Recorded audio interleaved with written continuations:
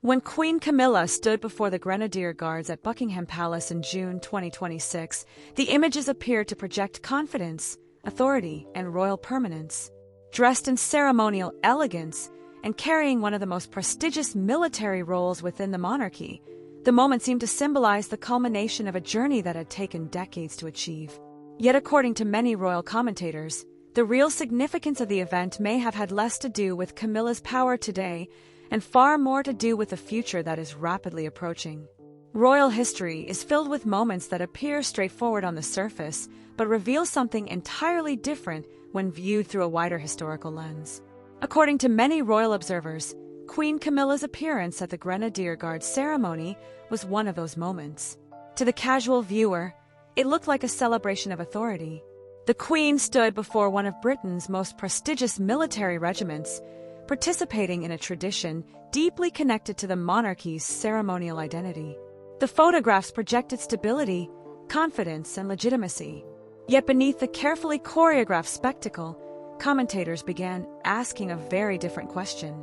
Was this truly a celebration of permanent influence, or was it a reminder that royal power is often far more temporary than it appears? To understand why the ceremony generated so much discussion, it is important to understand what Camilla's journey has represented. For decades, few figures in modern royal history have experienced a more dramatic transformation in public perception. There was a time when many people believed she would never occupy a central position within the monarchy. Her relationship with King Charles generated years of controversy, public criticism, and intense media scrutiny. Even after Charles became king, questions continued surrounding how the public would ultimately view her role as queen. Yet despite those challenges, Camilla steadily advanced through every stage of royal life. She earned greater acceptance within the institution. She assumed increasingly important responsibilities. And eventually, she reached the highest position available to a royal consort. By 2026, she stood not as a controversial outsider but as queen. That transformation alone is one of the most remarkable stories in modern royal history, which is precisely why many commentators found the Grenadier Guard's ceremony so fascinating.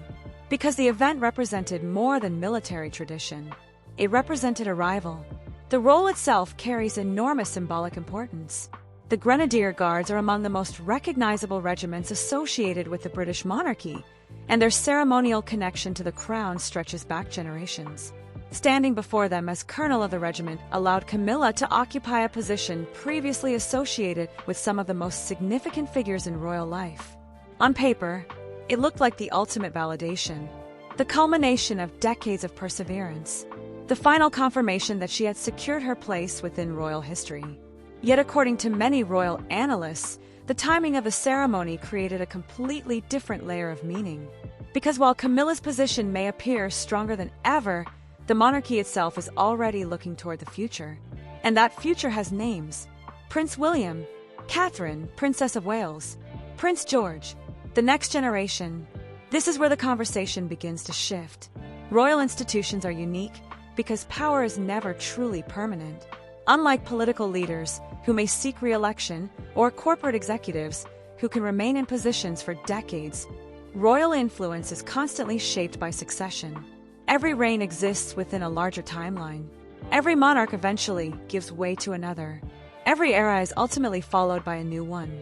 Many commentators believe that reality gives the Grenadier Guard's ceremony a much deeper meaning. Because while it celebrated Camilla's achievements, it also highlighted the transitional nature of the period the monarchy is currently experiencing. King Charles is shaping his reign. Camilla is performing her role as queen. But increasingly, public attention is also focused on what comes next. And what comes next is the House of Wales. According to many royal observers, that reality creates a fascinating contrast. On one side stands Camilla, representing the culmination of a decades-long journey that finally brought her to the center of royal life. On the other stands William and Catherine, representing the future direction of the monarchy and the era that many people already see approaching on the horizon. That contrast does not necessarily imply conflict, nor does it suggest rivalry. However, it does create an unavoidable reality. No matter how important the present moment may be, public fascination increasingly gravitates toward the next chapter. And according to many commentators, that is what made the ceremony so intriguing. Because while the world watched Queen Camilla receiving one of the highest forms of institutional recognition available to her, many observers were already asking a completely different question. What happens when the monarchy eventually enters the era of King William and Queen Catherine? According to many royal commentators, what made the Grenadier Guard's ceremony so significant was not simply the military pageantry or the historic symbolism attached to the event. The deeper significance came from what the ceremony appeared to represent about King Charles's reign and his long-standing commitment to elevating Queen Camilla's position within the institution. For decades, Charles faced criticism, controversy, and enormous public scrutiny regarding his relationship with Camilla. Yet throughout that entire period, one thing remained remarkably consistent. He never abandoned the goal of securing her place beside him at the center of royal life. By the time Camilla stood before the Grenadier Guards in 2026, many observers believed they were witnessing the culmination of a project Charles had spent decades trying to achieve. The symbolism was difficult to ignore. Here was Camilla participating in one of the monarchy's most prestigious ceremonial traditions, occupying a position associated with immense institutional prestige and representing the crown before one of Britain's most elite military regiments.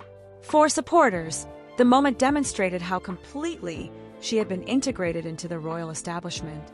The woman who once faced intense public hostility now stood in a role that projected authority, continuity, and constitutional legitimacy. Yet according to many analysts, the event also highlighted a fascinating contradiction. While Camilla's formal authority may be stronger than at any previous point in her life, the monarchy itself is operating within a period that many observers view as transitional. King Charles ascended the throne later in life than any British monarch before him, and from the very beginning, discussions surrounding his reign have often included questions about succession, continuity, and the future direction of the institution.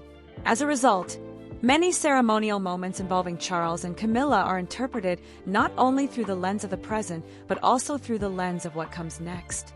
That reality creates a unique dynamic.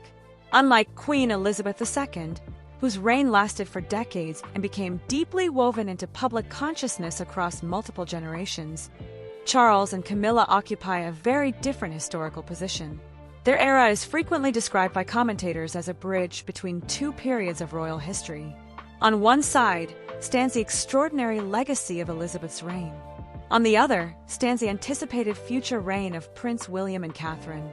This perception shapes how many people view Camilla's achievements. Rather than seeing them as the beginning of a long-lasting royal era, some observers see them as the high point of a carefully managed transition. That interpretation does not diminish what Camilla has accomplished. In many ways, it highlights just how extraordinary her journey has been. However, it also explains why discussions about her legacy often become intertwined with conversations about succession. For many royal commentators, the ceremony therefore represented two stories unfolding simultaneously. The first story was about achievement, recognition, and institutional acceptance after decades of controversy. The second story was about time, transition, and the reality that every royal era eventually gives way to another. And according to many observers, it is that second story that makes the current moment so fascinating, because even as Charles and Camilla continue performing the duties of king and queen, public attention is increasingly gravitating toward William and Catherine, the figures many people already associate with the monarchy's future. According to many royal commentators, the most interesting aspect of Queen Camilla's position today has very little to do with the authority she currently possesses and much more to do with where public attention is naturally moving. Throughout royal history, there has often been a subtle but powerful difference between the reigning generation and the generation people are already imagining as the future. In many ways, King Charles and Queen Camilla currently occupy the first category, while Prince William and Catherine, Princess of Wales, increasingly occupy the second. And according to many observers, that shift in public focus may be one of the most significant forces shaping the monarchy today. This does not mean that Charles and Camilla lack influence. Far from it, they remain the king and queen. They continue carrying out constitutional duties. They continue representing the crown at major national and international events. And they remain central figures within the institution. Yet at the same time, public fascination increasingly appears to be gravitating elsewhere. Toward William, toward Catherine, toward Prince George and the next generation. Many royal analysts believe this phenomenon is entirely natural. Monarchy is, by its very nature, an institution built around continuity. The public is always aware that one reign will eventually give way to another. As a result, interest often extends beyond the present and toward what comes next. This reality becomes particularly visible whenever William and Catherine appear in public. According to many commentators, the Prince and Princess of Wales command a level of global attention that few public figures anywhere in the world can match. Their appearances generate headlines across multiple continents. Their photographs dominate international media coverage. Their charitable initiatives receive enormous attention.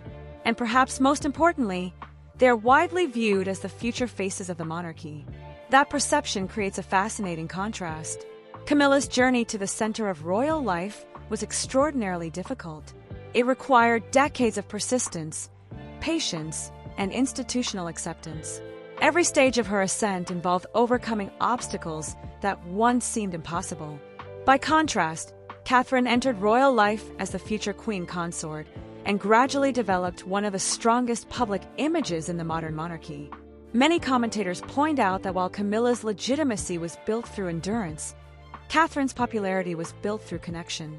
That distinction matters, because constitutional authority and public affection are not always the same thing. A person can possess formal authority without commanding widespread emotional support. Likewise, a person can generate enormous public enthusiasm without yet holding the highest constitutional office. According to many observers, this dynamic helps explain why discussions about the future monarchy increasingly focus on William and Catherine, even while Charles and Camilla remain on the throne.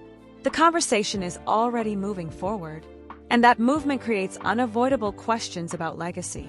When historians eventually examine this period, how will they define Camilla's role? Will she be remembered primarily as the woman who overcame extraordinary public resistance to become queen? Will she be remembered as Charles's most loyal partner?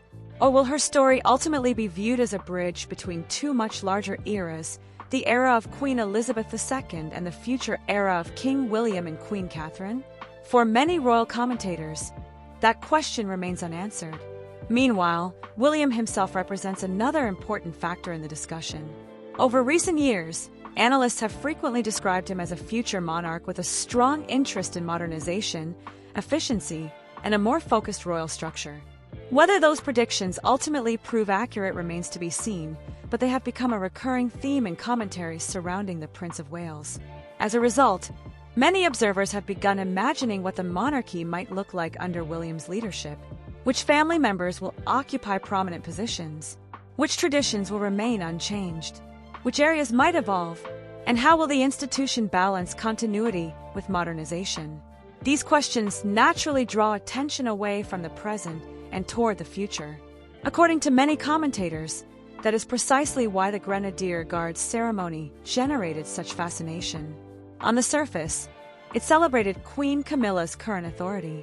Yet beneath that ceremony lay a much larger story about succession, generational transition, and the growing reality that the public conversation is increasingly being shaped not by today's monarchy alone, but by the monarchy many people believe is already approaching on the horizon. According to many royal commentators, the question that increasingly surrounds Queen Camilla is not whether she has successfully secured her place within royal history, because by almost any objective measure, she already has. The far more interesting question is what happens to that legacy once the monarchy inevitably enters its next chapter. Throughout history, royal power has often appeared permanent while it exists, only to be dramatically redefined once a new generation assumes control. That reality is particularly relevant today because the future of the monarchy is no longer an abstract concept sitting somewhere on the distant horizon. Instead, it has become something people discuss almost daily whenever Prince William and Catherine appear in public, whenever speculation emerges about the future direction of the institution, and whenever commentators attempt to imagine what the House of Windsor might look like under an entirely new leadership team. This is where the discussion surrounding Camilla becomes especially fascinating, Because unlike many queens throughout history who spent decades defining an era in their own image, Camilla occupies a much more unusual position. Her journey has always been closely intertwined with King Charles. The authority she exercises today exists within the framework of Charles's reign, and many of the roles, honors, and responsibilities she currently holds were made possible because Charles spent years ensuring she would eventually receive the recognition he believed she deserved. As a result, commentators often note that her influence is deeply connected to the current structure of the monarchy rather than the structure that may emerge in the future. That observation is not necessarily a criticism, nor does it diminish her achievements. In many ways, it highlights just how extraordinary her rise has been. Few people would have predicted decades ago that Camilla would eventually stand at the center of royal life as queen. The fact that she achieved that position despite years of public controversy represents one of the most remarkable political and personal transformations in modern royal history. Yet according to many analysts, success and permanence are not always the same thing. Someone can achieve extraordinary influence during one period of history, while finding that influence naturally reduced during the next. Many commentators believe this is precisely why conversations about William's future reign continue attracting so much attention. Because William's priorities will inevitably be different from Charles's priorities. His focus will naturally center on Catherine, his children, his generation, his vision for the institution. That is not evidence of conflict. It is simply the normal progression of royal succession. Every monarch shapes the institution around the realities of their own era, and every royal household gradually reorganizes itself around the individuals expected to lead the monarchy into the future. For Camilla, that reality creates an intriguing historical dilemma. How will future generations remember her? Will she primarily be remembered as the woman who overcame decades of criticism to become queen? Will historians focus on her support for King Charles throughout one of the most turbulent periods in modern royal history? Or will she ultimately be remembered as an important but transitional figure who occupied the space between the Elizabethan era and the eventual era of William and Catherine? According to many royal observers, that question remains unanswered, which is precisely what makes the current moment so compelling. Because while ceremonies such as the Grenadier Guard's event are designed to project authority, continuity, and institutional strength, they also serve as reminders that royal history never stands still. Every reign eventually becomes history. Every generation eventually passes responsibility to the next. And as public attention increasingly gravitates toward William, Catherine, and the younger generation of royals, many commentators believe the monarchy is already beginning a gradual psychological transition toward the future, even while Charles and Camilla remain firmly at its center today. According to many royal commentators, the most revealing aspect of the Grenadier Guard ceremony may not have been what it said about Queen Camilla at all. Instead, it may have revealed something about the monarchy's current position within history. Because while the event was designed to celebrate service, tradition, and continuity, it also unintentionally highlighted a reality that every royal family eventually faces. No matter how successful a reign becomes, no matter how significant a royal figure appears at a particular moment, public attention eventually begins moving toward the next generation. And according to many observers, that process is already well underway.